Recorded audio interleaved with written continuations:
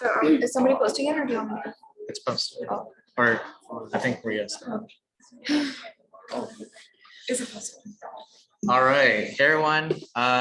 Thanks for joining us. I know there's lots of exams and finals, and I know it's cold and very dark, but thank you guys for joining for the final meeting of the semester. Obviously, there's lots more to come next semester. But yeah, so today we're going to talk about research, program updates, shadowing, volunteering, all the other extra stuff that you need to do outside of just taking the MCAT, getting good grades. All of this will kind of depend on your own interests. Not everyone's going to do the same thing. So don't feel like every single thing we're telling you is something you should be doing. Just keep in mind the second general meeting when we went over when should you do certain opportunities. Okay. All right, so we're gonna get started with updates first.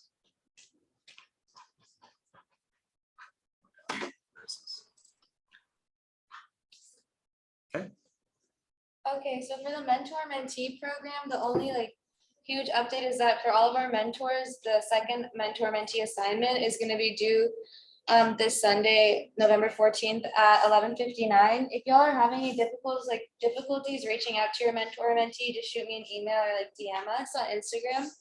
And then if you didn't get the chance to sign up for the program, we're opening up the sign-up forms again, I think in January, in the beginning of spring semester, and then y'all can try to sign up again.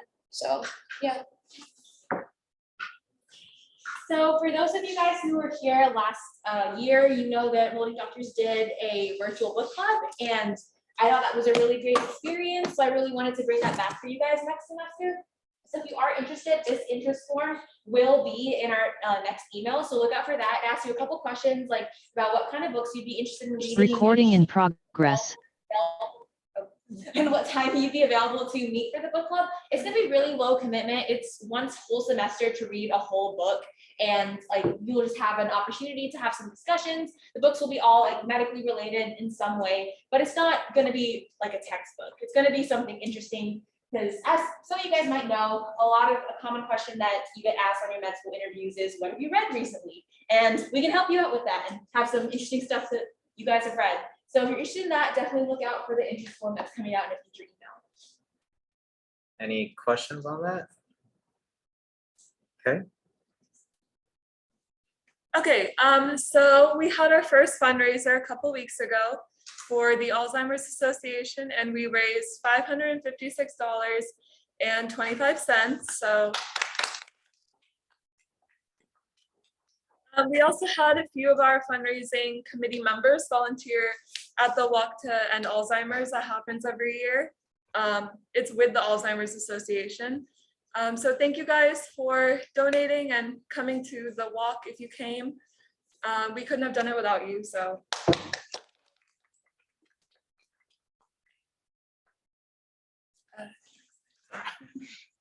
These are just some pictures of us fundraising.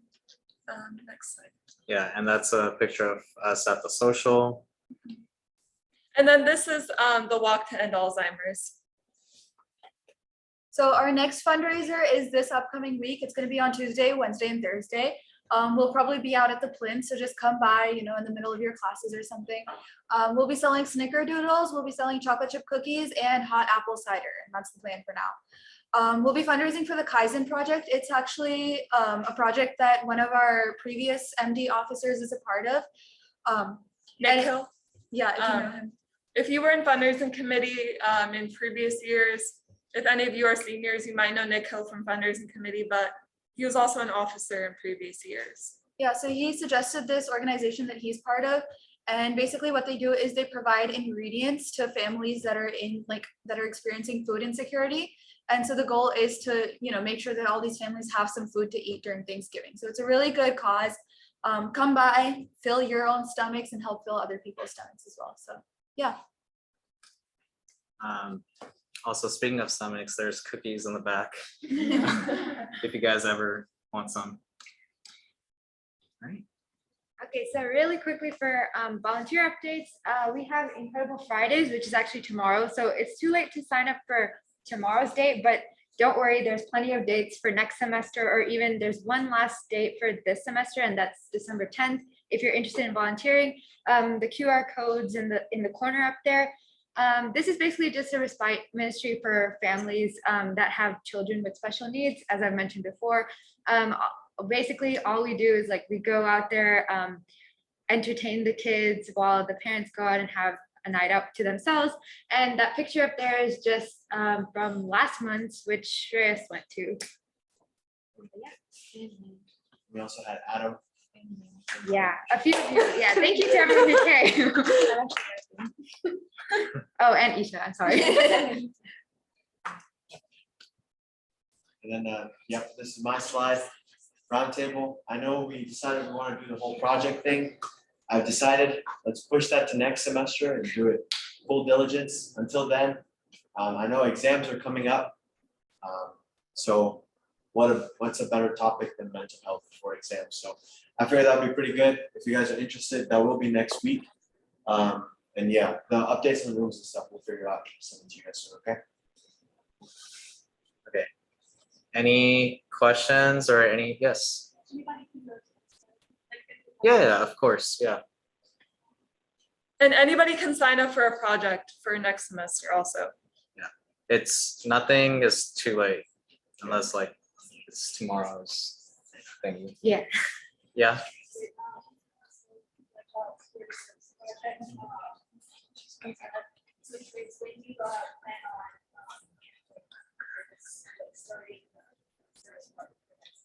So I think as soon as the semester starts, as soon as MD kicks up again, all of the information on how to join and how to do it, what to do is gonna be posted. So it's just as simple as just following the instructions.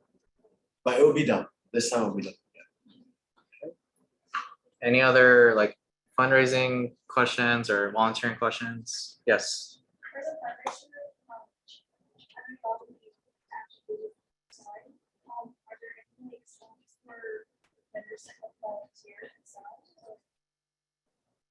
Volunteers for the fundraising booth.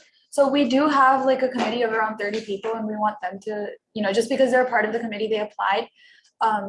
So as of now, we don't have an option like that, but I believe, this project that we're fundraising for has an opportunity to volunteer during Thanksgiving because they like pack the meals and deliver them.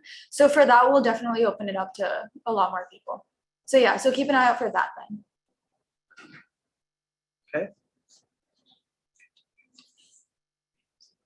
All right, so that concludes the updates. If you guys have any more, just feel free to come up to us at the end of the meeting. Okay, nothing online. So we're gonna get started with today's topic, which is gonna be summer programs, research, shadowing, internships, study abroad, and EMT, all sorts of things. Okay, so there's gonna be a disclaimer. So like I said, you don't have to do every single opportunity. There's even within like research, there's multiple opportunities. Some things you don't even have to do, like study abroad, internships, not like, those are very unique opportunities. So don't feel, forced or pressured just because, your pre-med friends are doing this. All your pre-med friends are in one research lab, but you really want to get into another research lab, or you don't want to do research right now, but everyone's doing it. So, you completely fill your semester with research and like no time to eat. Don't do that. So, yeah. Okay.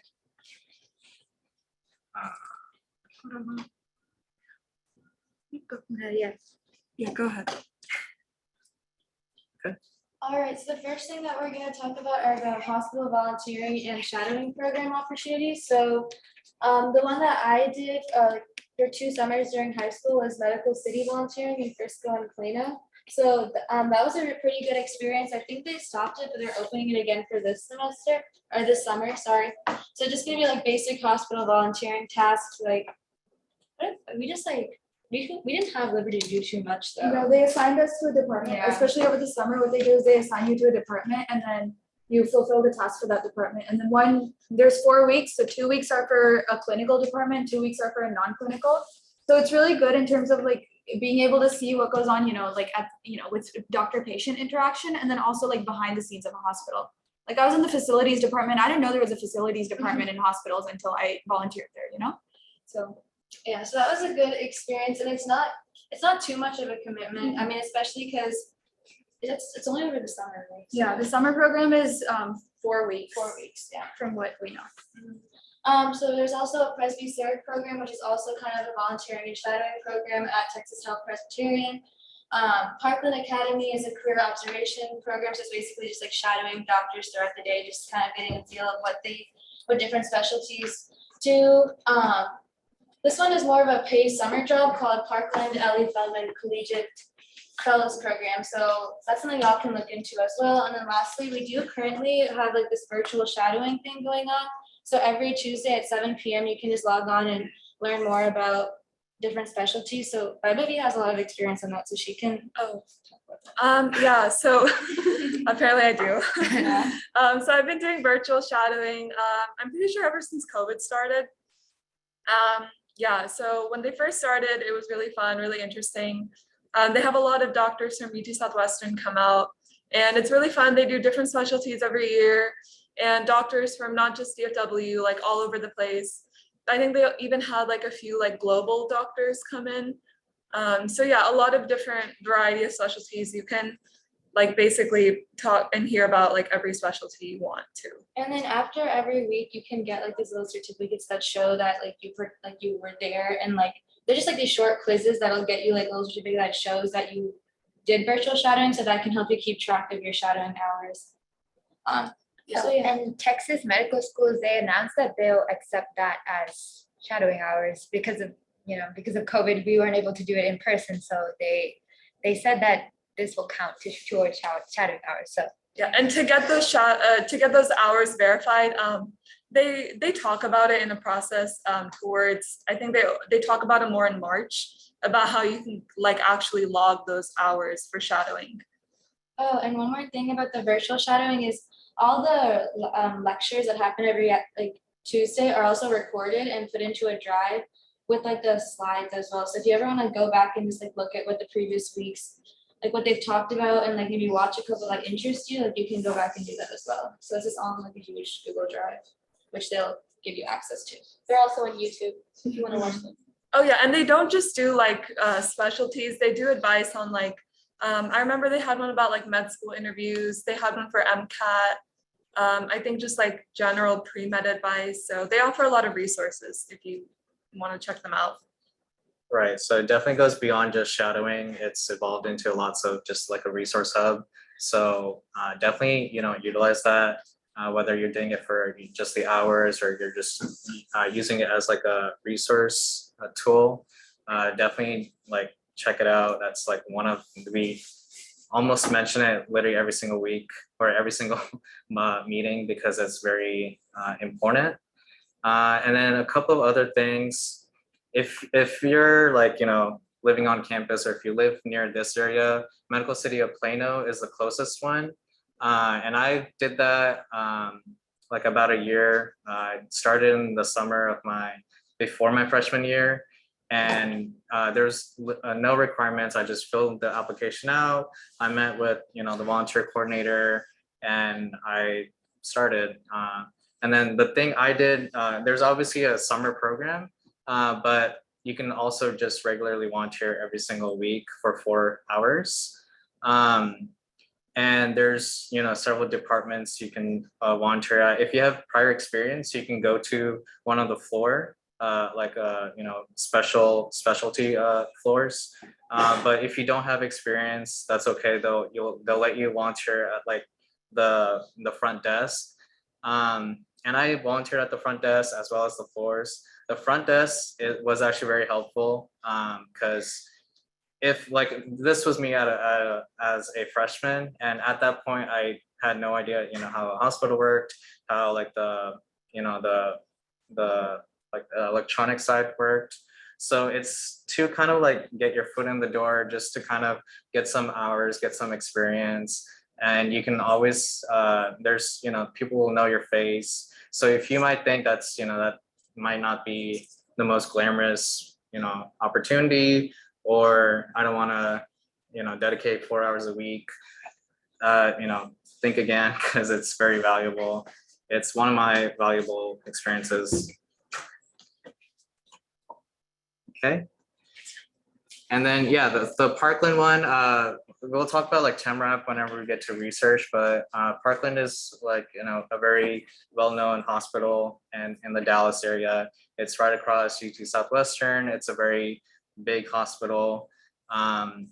And they do have a, shadowing program in the summer. And I think they have like different like options, like, 5 weeks, 11 weeks. So definitely check out their website for more information on that and what you're able to do.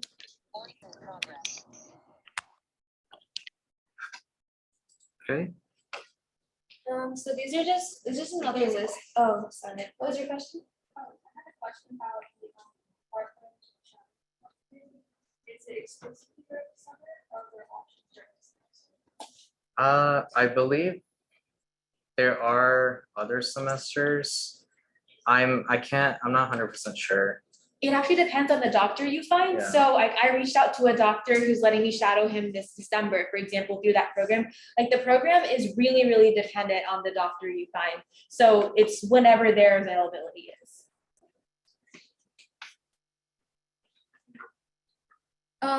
So yeah, basically, there are many different volunteer programs through all of like the hospitals in Texas. So it's basically just go onto their website and then look at their volunteer page. You'll find the forms and you'll see when they like start their volunteering stuff again, because a lot of them stopped because of COVID. So definitely just like you can like look at this list on our website when we post the slides and just like go onto their volunteer page and fill out the application. So all of these have good volunteer programs as well.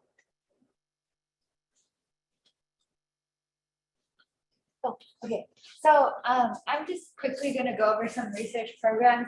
The first few that are up there, I don't have much experience in them, but they're just there as a resource for you. These slides will be posted, so you can like look at those on your own time. But what I am gonna say is you don't have to necessarily do a research program. You can just email professors at UTD or even UT Southwestern and get research opportunities through that. And it depends on what type of thing you're looking to do. If you're looking to do a few months worth of commitment and have like maybe a poster or project presentation at the end, then maybe I would consider applying to one of the research programs up there. But if you're looking for something more long-term, which is like maybe over, like if you're a sophomore and you want to do it over the 2 years until you graduate, then I would highly recommend instead just directly going to a professor and asking them if you can intern in their lab for 2 years and get a project through that. That's what I'm doing. I haven't done a research program, but I am interning at a lab at UT Southwestern, and all I did for that is just email some professors that I was interested in working with, and like a few of them got back to me. The thing about emailing though, you have to be ready to get a lot of no's or even a lot of no replies. I think I emailed maybe like 50 to 80. I don't know, somewhere in that range. And I got back maybe 10 to 15 responses, and then I picked from those. But yeah, that's pretty much all I have to say about research. But I'll also say a little bit about TEMRAP. I'm also doing that this semester, and I did it last semester. So these 2 semesters that I've done it, it's been online because of COVID, and it's more of a like they do lectures with emergency medicine doctors at UT Southwestern, and they just talk about various topics. Like I think they did like healthcare billing one time, and they'll talk about I don't know, like how to read a. They did CT Stop the scan. Bleed. Yeah, Stop the yeah. Bleed. So a bunch of stuff like that. And whenever they do decide to put it back in person, when it's in person, it's a much different program. It's more of a clinical research opportunity where you are recruiting patients at the emergency department at Parkland Hospital. And yeah, basically you just ask them questions and see whether they're eligible for the research that's going on in the emergency department. So yeah, those are some things. I got a question, right?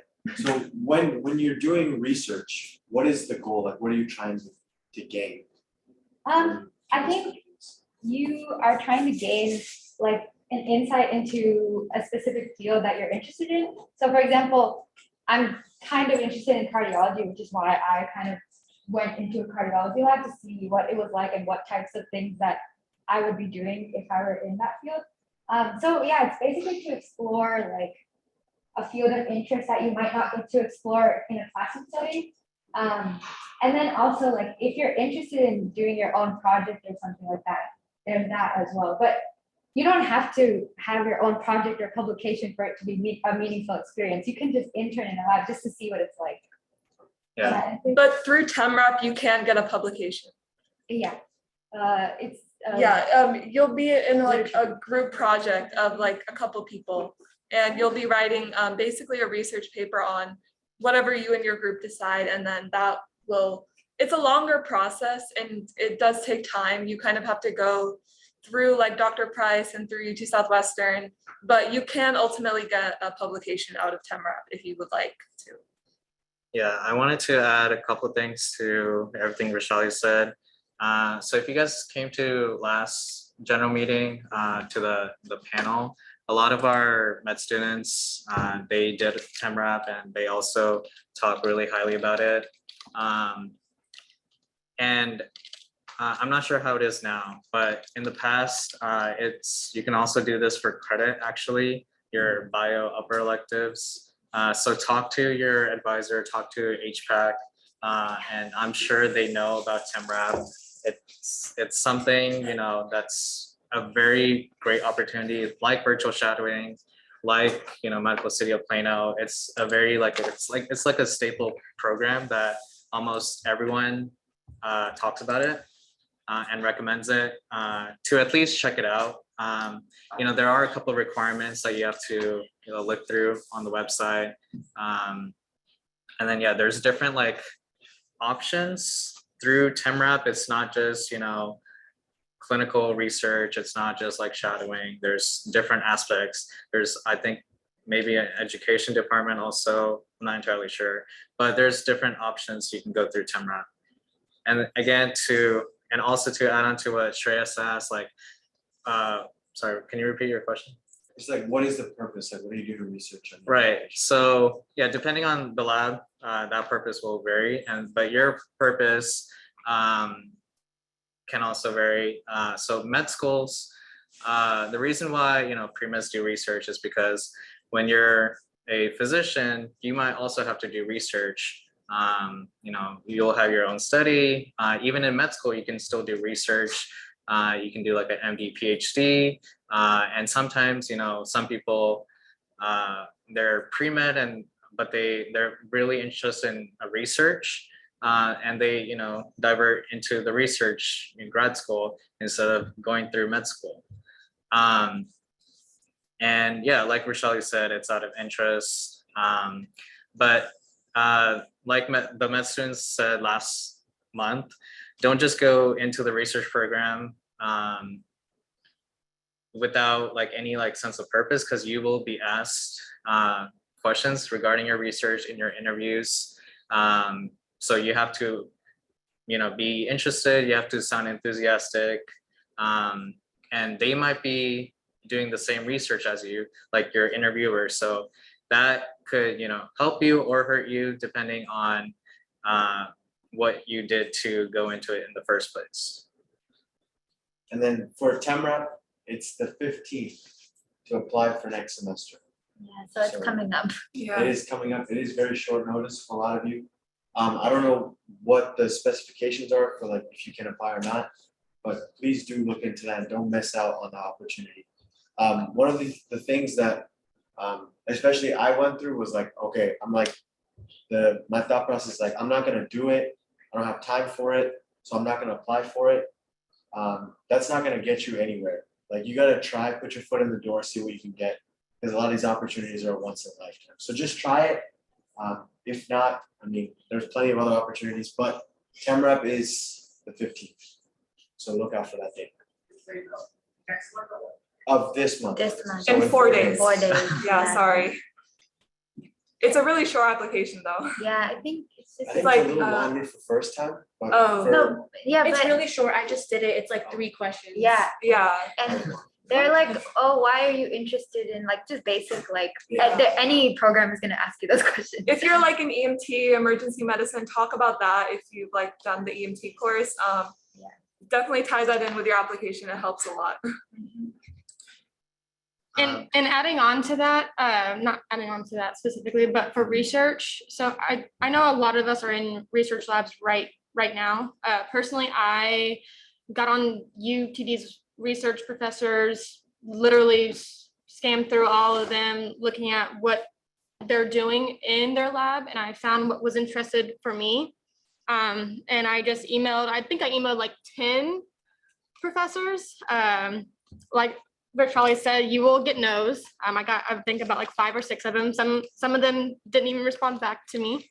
But then I did get a few that, asked me about my availability and stuff like that. But that's how I personally did it.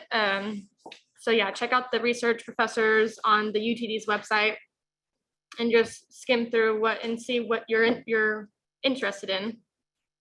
Oh, and I just wanted to clarify, when I said I emailed a lot of research labs, that wasn't over the span of like 1 week. It was like a span of like semesters. Like, I think, okay, maybe if I were to say per semester, I maybe reached out to 15 labs. Let's say that. It wasn't like I just mass emailed like in 1 day. It wasn't like that. And same for me, like I think I did it like one of the winter breaks Yeah. at some point. I like spent like November and December just like applying to every lab I could find. And when it comes to to what to say in the email, there's plenty of templates online. Don't copy it word for word. Please do not do that. But definitely introduce yourself. I'm a senior majoring in bio and minoring in psych. Just introduce yourself, but don't copy like a straight template from the website, please. And also don't give them an essay. Like, professors that they have a million emails to read. Like I kept my email short and sweet. I was like, I'm interested in XYZ in your lab. I want to learn more about that. Here's my resume. Obviously I worded it better, but it was very short and to the point. So I think that gets you more responses than writing like a paragraph long of how passionate you are about the research. Like 3 to 6 sentences. yeah. And be sure to read their publications, like 2 or 3, the most updated, just so you have an idea in case they do ask, for you to come into their office to talk about their research. You don't want to come in there and be like, I've never read one of your papers. Like, that's not really going to be a yes for you. Yeah, and also research can also be counted for credit. So again, talk to your advisor, talk to your PI, see if that counts. Yeah.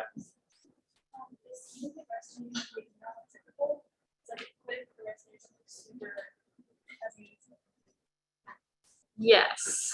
For me, It's a JSON template. Use that.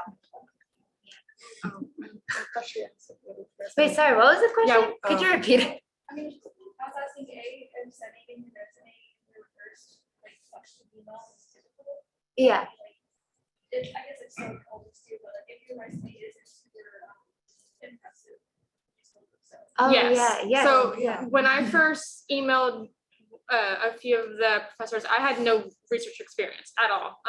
And they still accepted me. So I would just put stuff that you're involved in currently. So like on my resume, I literally had like molding doctors as like one of the things. I had, whatever else, volunteering, whatever I was doing. It's just a way for them to see how involved you are. It doesn't have to be, they know that you don't have research experience. I mean, that's why you're contacting them. So for my lab, they did ask if I had taken like specific classes involved with like lab. So that might be a question for you. If they do ask you, so be aware of that. But if you are like a freshman or you don't have that much experience, then they're not gonna expect you to have a lot of experience because they see that you're like a freshman or sophomore or whatever. So I mean, include whatever relevant experiences you've had like relatively recently. Don't go back to like freshman year of high school or whatever, but like relatively recently, and then you should be good to go. But they know that you're still building up that resume, so If you can tie it in with like a volunteering opportunity you've done in the past, like yeah. for example, if you volunteer like for Racing Autism or like for the Alzheimer's Association, and you find like a neuro lab dealing with like memory, you can tie in like I've been working in like Alzheimer's, and I've been working with like memory care patients for so long, and that is what has made me interested. And I want to learn more about this. I'm like passionate about it, so that's why I'm applying to your lab. You basically like, because like if you're just using a template and you're just saying like I want to join your lab, like they can see right through that. Like they get hundreds of emails saying the same thing. So you want to stand out to them. Otherwise, they're just not going to respond to you. And even if you don't think an experience is super relevant, definitely still include it. Because like that shadowing opportunity that I was talking about, the way that I got that was that I put something on my resume that was me composing songs to help kids learn math, which has nothing to do with medicine. But the doctor saw that and he was like, oh, that's awesome. I'm a musician too. And like that started a conversation, right? So you might think your resume is not impressive or empty, but you have things that you do. Just because you don't have all the medical experiences yet doesn't mean that you don't have valuable experiences. So definitely like put everything on your resume that you've done that is somehow academic or somehow service oriented. And that might open a door for you. Next. Adding a little bit more to that, I know it's a lot. So again, with like, what kind of all this means. Let's say you really want to go to UT Southwestern. They really value research a lot because it's a research heavy institute. And other med schools might also be that, and they might have, so each, I don't know if you guys know this, but each med school has a little bit of like focus, public health, research, rural health, stuff like that. So if there's, it's also like a good idea to kind of briefly research the med schools you guys want to go right now, and just kind of quickly look what they value, maybe it's some major requirements, because you don't want to like right before you apply, then start looking and then be like, oh, they value research, but I haven't done it. But if I want to do it, I don't have time for this program, etc. So, it's really, you need to be informed about several things, and you need to factor a lot of things. So, also take that into account whenever you're looking into research. Okay, any questions?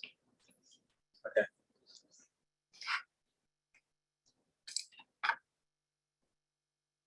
Oh, sorry. So this is my lab. I actually just wanted to advertise, we're looking for participants for our study. So if you are of East Asian descent, just DM me on GroupMe if you're interested in participating. You will receive a compensation. So, if you apply or like if you qualify, you should definitely participate, because we need participants right now.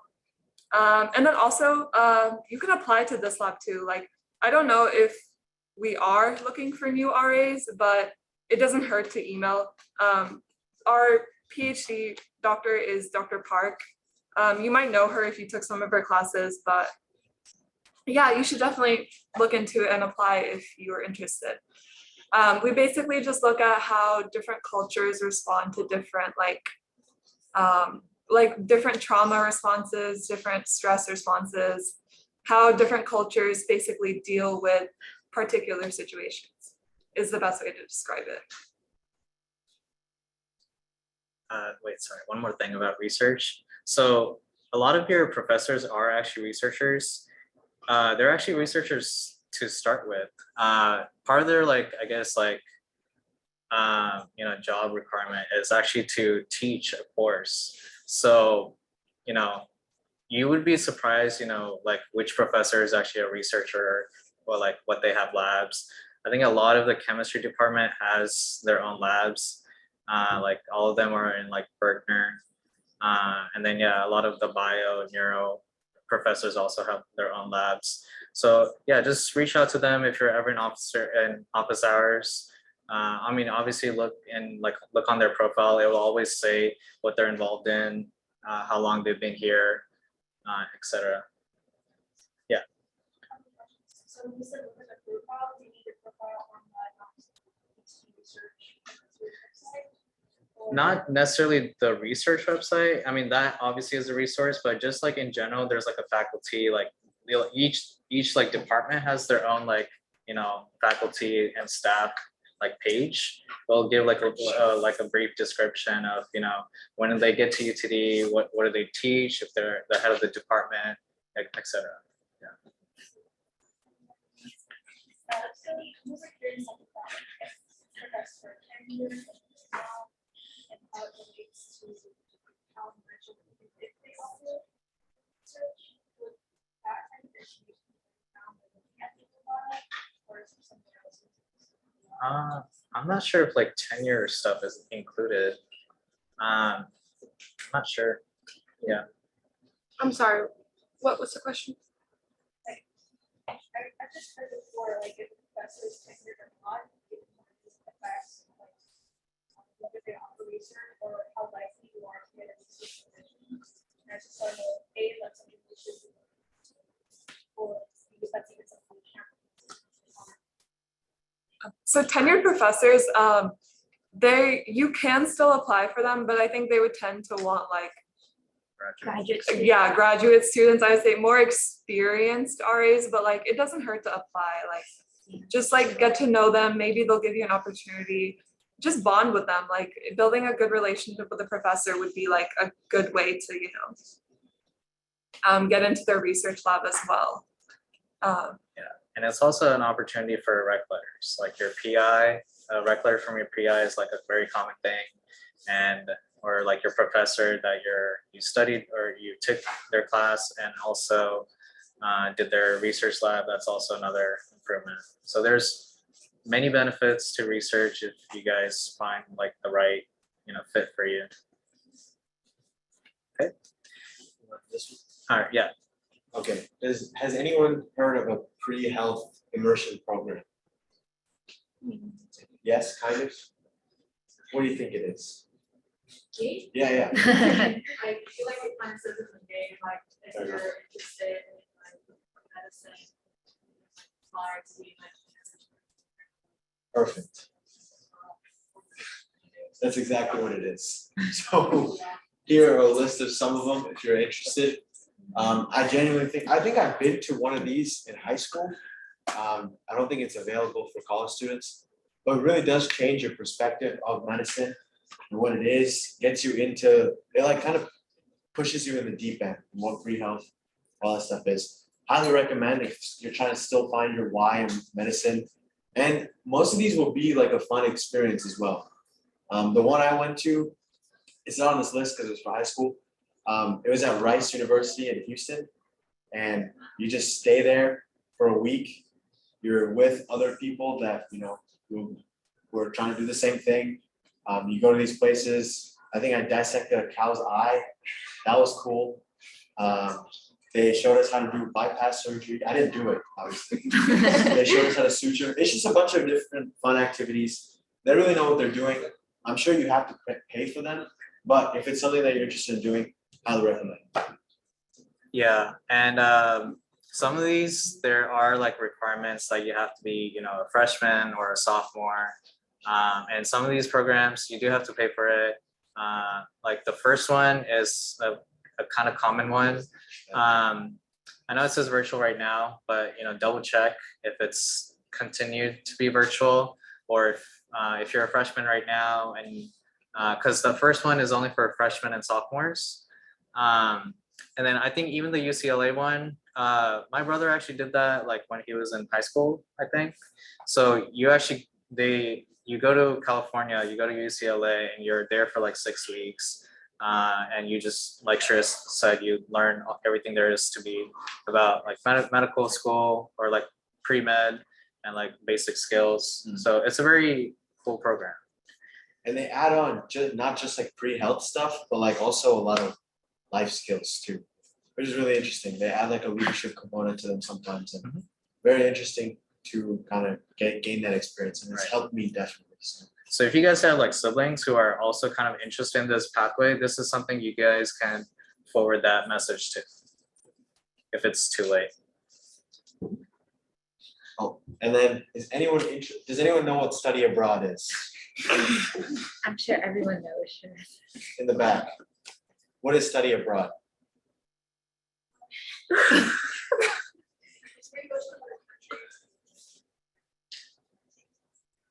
Perfect.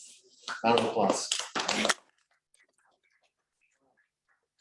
Just like she said, study abroad, you go to another country and learn more. So we have Atlantis. We have a couple in Spain. Also, it helps to be bilingual. Who took like Spanish or French or something other than English? Who can speak multiple languages? That's good. I like the engagement. So highly recommend. You don't even have to know the language. Sometimes you'll pick up on it. It'll be fun. It helps, obviously. And I've heard a lot of good things about the global brigades, volunteers around the world. And a lot of people will end up doing like volunteering abroad and stuff. Definitely a good experience because it puts into perspective where we are versus where a lot of the people around the world are. And it's definitely a different place. I know a lot of people who aren't from, or whose parents or whose lineage is not from the US. We know like it's not the same in other places. And it really does provide perspective of how healthcare is in other places compared to the US. And yeah, it's just a great opportunity overall. Good for your resume as well. But I think it's more of like a personal thing, will help you more in the long run as well. So.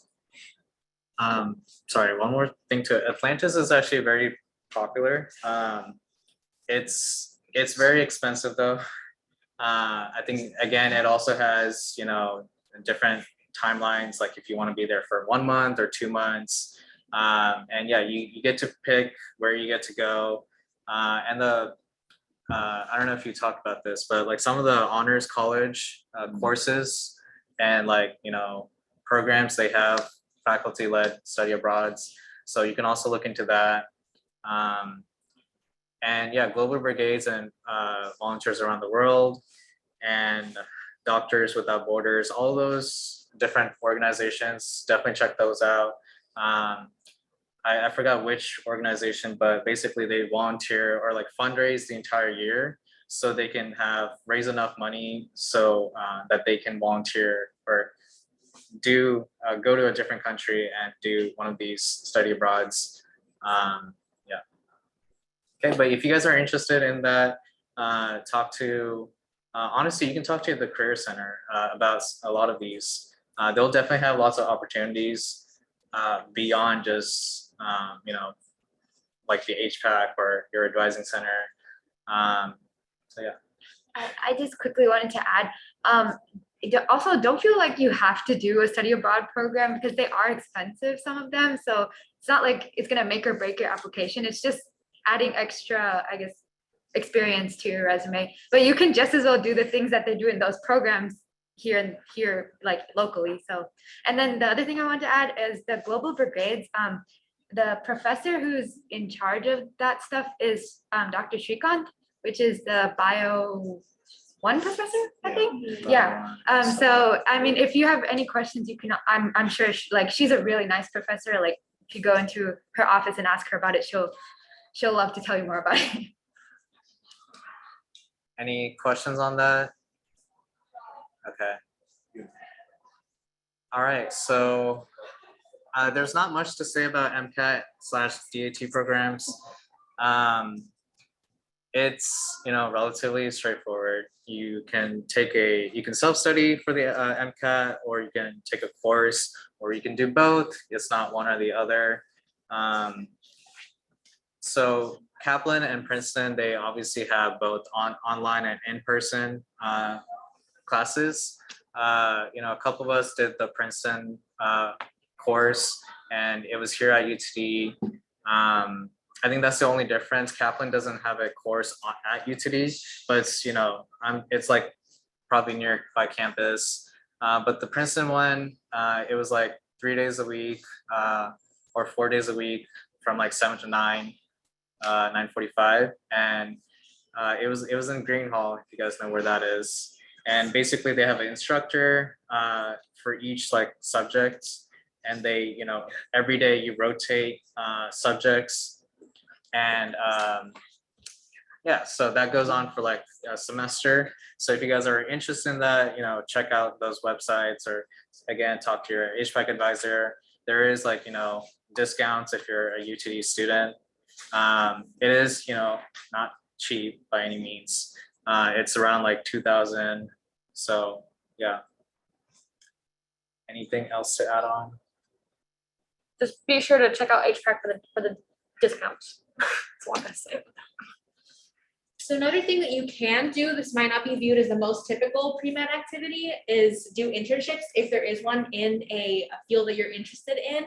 And so you want to make sure that you have a great resume made. And I know the Career Center will really help you out with that if you don't have a really well formatted resume. And that will help you out with so many more things than internships. So that's a good idea in general. And you also want to really do some research onto what kind of internships you're interested in, and if it's something outside of healthcare, how you're going to tie that in. Like, I'm interested in health policy, so I interned in a state representative's office last semester, and so even though that wasn't something directly medically related, that was something that I could tie into my interest in my career path. So internships are an option if you're pre-med and you find something that you're really interested in. And obviously job boards are a really great place to find these internships. Or if you're in the honors college, I know like honors posts a lot of information about internships whenever they find one that they think would be appropriate for you to apply to. So that's also a really good resource in terms of finding internships. And you also want to have a good cover letter made, and you want this to be customized to each internship that you apply to, but you don't have to obviously do it over again for every single application. Like, what I did was to have one paragraph that was like about my skills and my experience, and one that was specifically about the internship opportunity and what I could contribute to their needs. And the second paragraph I changed to customize it to each internship that I applied to, but the first I could kind of keep constant. So I wasn't writing it completely from scratch, but it was still customized and showed that I had read their job posting. The Career Center also helps with, resume building and like kind of fixing your resume if you have, and obviously they have like workshops, like almost every like school, like at UTD, like NSM, JSOM or whatever, they all have their like resume workshops. Even the library has workshops, the Writing Center. So if you guys ever need help, fixing up your resume, updating it, gearing it towards a specific position like medical assistant, shadowing, whatever it is, they'll help you, kind of adjust it. And the Career Center will also do, practice interviews. And, they don't just work with JSOM, it's also for medical school interviews. And I also talked about Writing Center, but there's also, I'm blanking on the name of it, but there's a SSC like institution where you can practice like interviews. Do you guys know what the? Oh, I know what you're talking about. Yeah, basically they, if you ever have a speech like, Yeah, ComLab. yeah, it's called ComLab. It's on like the third floor of the library, and they can record you during your speech if you want to practice it, and they'll give you the recording back. They'll give you tips on how to like give a speech. Obviously that could help a lot of, not just outside of speech. And there's also like if you're struggling with like speech in general, or like interviews, or just like basic talking, there's an organization called Toastmasters. I don't know if anyone has heard of that, but I think it's a JSOM related organization. But yeah, JSOM, we talk about a lot about JSOM because it's like a business school.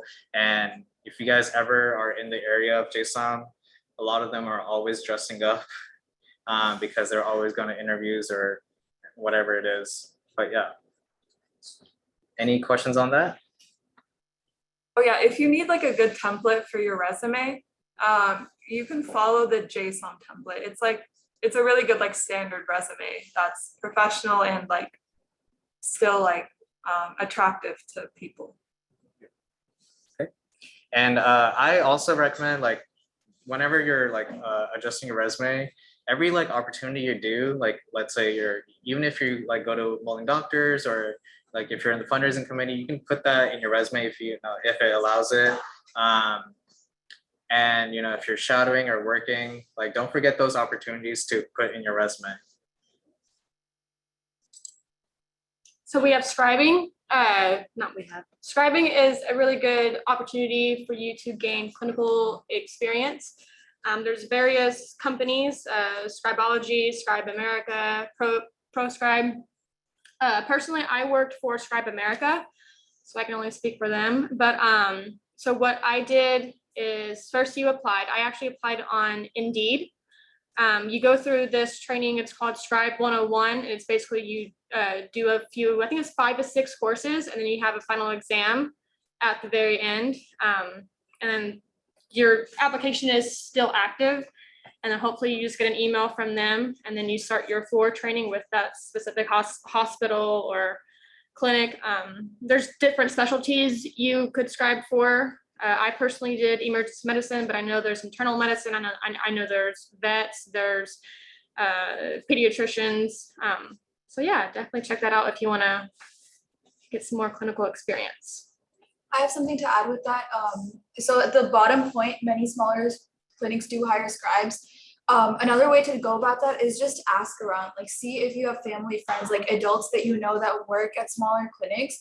A lot of times, like they'll, even if they don't want to pay you, they'll still allow you to volunteer and you can get scribing experience from that as well. So just like ask around. That's a really good way to get experiences as well. Just, capitalize on the connections that you already have. Yeah. Yes. So for Scribe America, you mentioned that there was a school training process. How long does that take? So that varies. You can take it, I think, you can actually take the 6 courses like Monday through Friday. You can't take more than 1 course in one day, but you can basically complete the entire training within that 1 week, but then you have to pass the final exam. So that's a key with that one. The final exam, I think, is like 100 questions. They're pretty plain and simple, but you definitely have to attend the courses, because mine personally were on Zoom. So basically someone was teaching us basically how this is. They were showing the slides. We were taking notes. They give us like this huge template about various things. So yeah, you could get the training done within the first week. And then it just depends on who is going to reach out to you. But they are aware that you have completed the Scribe 101 training. So yeah, go ahead. Another thing about scribing is it's very convenient because you need absolutely zero experience. Very easy thing to learn, and a lot of times you get paid for it, and it's like a really good thing to have on your resume. It's one of those things where you get money and you don't really need much like knowledge or skill going in. So it's convenient and it's good. And keep in mind, scribing is not for the money. It's not for That's the true. pay. You're not gonna get, It's not very lucrative. $16 an hour. You're probably gonna get like 8. So keep that in mind. It's not for the pay. It's definitely for the experience. I gained a lot personally. I gained a lot of knowledge. So yeah, and Scribe of America, I didn't go through Indeed. I actually went through their website and I just put in like my zip code, and it gave me who was hiring during that time. It also doubles as like shadowing, because you literally are the doctor's shadow. So you can kind of use both experiences in one. Right, but it's not officially known as shadowing, but you gain the knowledge of shadowing, because you can't technically double dip that whenever you like apply for med school. I did ProScribe. So I applied like end of July, and it was through like someone, like one of like an MD officer. And, I told her I was looking, and she knew someone, and she gave me his number. So I talked to him, and the whole process took about a week, honestly, from me wanting to scribe to me getting the position. But it took a month to do like the onboarding process of, getting all my like paperwork done, getting my training done, virtual like training, because you have to go through like the medical terminology, like it's not necessarily a course, but it was like a little bit of like videos and stuff you have to watch. And then after that, they kind of make you go through scenarios where you have to like write the HPI, go through the different buttons or like the clicks. So like Jessica said, it was a very informative experience for me. And yeah, again, it wasn't really for the money, but obviously it doesn't hurt. And yeah, it was a very like valuable experience for me. I will say it is a little bit of hit or miss depending on where you work at, because I worked at a isolated ER and I wasn't a big fan of my staff. And I had the shifts timing are also kind of not the most ideal. So, you know, again, just be wary of it. It can also be very like busy and very like tiresome. So like the semester you choose to do scribing, make sure you have, you know, a little bit of free time and not jam packing everything. Also, the smaller clinics might pay you more. I got paid $15 an hour to scribe, which is insane. So yeah. What? They really needed scribes at that point, but just smaller clinics, like private clinics, have more money to spend, so they might pay more. So, but that's harder to acquire as well. So it's, you know. Yeah, I did mostly night shifts. And mine was, it was either 8:50 or 9, but and different hospitals or clinics vary. I worked at 2. One was very busy. The other one was not very busy. For the very busy hospital, I had 8-hour shifts. And again, they were night shifts. The non-busy hospital, that was 12-hour shifts, and I did like 5 of them a week. So that was not fun, but it was a good experience. Yeah, besides through like a company, you can also just reach out to the hospital itself. Like even Medical City of Plano, or not Plano, but like Dallas or Frisco, like some of those actually have scribes also, like in different departments. So also reach out to like any hospitals. Yeah. So when you're scribing, are you actually shadowing a physician? Yeah, you follow the Yeah. doctor into the room, either with, you know, a clipboard with paper or the laptop or like the little big Laptop monitor. computer, Yeah. So yeah, that like what we said, you're basically you're shadowing what the doctor's doing. So that in itself is like basically a very valuable resource. So you're getting shadowing experience, scribing experience, because you get to know on like the EMR side, which is the electronic medical record. You get to know like how to write HPIs. So it's very valuable, and of course you get paid. But it is a lot of work. So But yeah, it's worth it. it's worth it. So, okay. I can talk about this. So I'm part of UEMR. I'm still in the training program. My final is actually on Saturday, so wish me luck. But it's really exciting. It's the on-campus like EMT, you know, group. So if you call 911, we're the people that respond. But just generally, like becoming an EMT is pretty rewarding. UTD has a really good course for that. They offer like, you know, accelerated courses like over the course of a month, which is a lot. It's super intensive. And then they offer semester-long courses as well, which is a little bit more relaxed, but it doesn't give you credit hours, but it's about the equivalent of like 3 or 4 credit hours worth of work. So it's a lot of work. But it's, you know, high reward. You can get a lot of jobs with that. You can work on an ambulance, which, you know, gives you experience with a lot of different kinds of situations, medical emergencies in the field, which usually doctors work with more like, you know, if you're in a hospital, if you're a physician, if you're just working in a hospital, it's a lot more long-term. Whereas over here, it's in the moment, it's while the emergency is happening, right? So this is not something that like doctors as such get to experience a lot. And, you know, becoming a doctor also, like if you want to work in emergency medicine, or if you just encounter some sort of emergency while you're working in a hospital, it gives you a lot more like appreciation and respect for the people that are out in the field, you know, because there's a lot of like ego stuff that comes with doctors. So just being at this level and then rising to that level is going to give you a lot more experience and outlook that you might not get otherwise. So you can work for ambulance agencies. A lot of ambulance agencies are hiring these days, especially due to COVID. Like, you know, people didn't necessarily want to be in the medical field in this side of it. So, you know, people are always hiring in terms of EMS.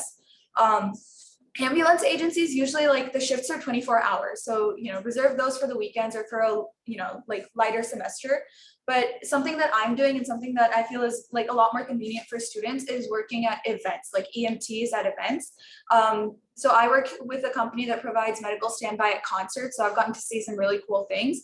And on top of that, like, it works with the student schedule. Like evenings are usually a lot more free. As a student, you don't have classes, weekends are free, so that's convenient. And like you get to do really cool things as well as an EMT. You get to see really cool things, something that you might not see like on a regular basis. It's cool to respond to a 911 call and know that you had a part in saving somebody's life. There was something in the library 2-3 weeks ago, right? There's something all the time. There's Yeah. something like, on campus, there's like, you'd be surprised at the kinds of things that happen, at a college campus. You'd think that everybody's healthy, but there are people that have seizures. There's, people that have like anaphylactic reactions. They might like almost die. People break things. So just all kinds of things happen all the time, so it's fun to be a part of that. I called UEMR myself to my apartment. It sounds stupid. It was for the dumbest thing. My eye was bleeding and I had to get my blood pressure checked. It's a long story, but yeah, like my friend in UEMR came over to my apartment to like, treat me basically. So it's really fun, really interesting. Even like someone like as regular as me has to call 911 every once in a while. Okay, anyways, but sorry. Also to add to that, another thing, if you're interested in UT Southwestern, they love emergency medicine for some reason. They love talking about their emergency room at Clements. And that, again, they have a whole like emergency medicine program for research. So if you're an EMT, it definitely, like EMT helped me a lot with ChemRep as well. And I know like Shreyas can speak to that as well. Yeah, so I actually have a pretty unique EMT story. I didn't do it with RC Health Services, but I did it with EMTS in Carrollton. What's really cool is a lot of the people that do EMT in that setting are not pre-med students, but they're trying to be firefighters. They're trying to take the next step to paramedics, that kind of stuff. So it really gave me a different perspective on kind of what EMS is in like a firefighting like setting. Met a lot of cool people, and I ended up getting a job in a plasma donation center. So that's another place where they hire EMTs. And you wouldn't think that a lot of things would happen, but my life literally just changed. Like the last 2 days, I had someone with a seizure and a needle in their arm, and the needle came out. So you will see a lot of cool things. In that moment, I realized that's something that I really enjoyed. It seems very cynical, but like in that moment, I felt it. Like I knew why I was going to do medicine. So it's just a bunch of different unique ways you can go with EMS. I know you can also work in the ER as an ER tech, which is something that I'm looking into.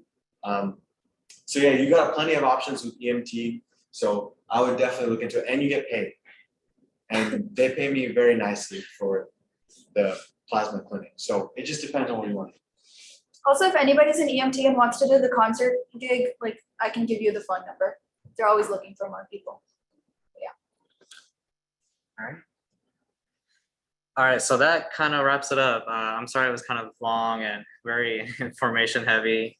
But everything that we talked about is just some of the more popular ones. There's going to be more opportunities than that.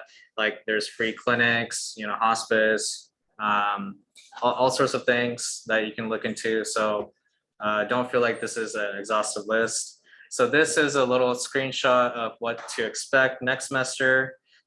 So we'll have roughly around 3 general meetings. These are kind of tentative, so things might shift around. So the first one is going to be roughly around like January, February. We're going to go through the medical school application process, what's on it, how to fill it, etc. And then the next one we'll have medical student panels. So we'll have UT Southwestern and TCOM and maybe others join us for a very big panel. So you definitely want to come to that. And general meeting 8, we're not entirely sure what we're going to do, but to be dated or determined. And of course, if you want to participate in the mentor-mentee program, you'll have another opportunity to join again.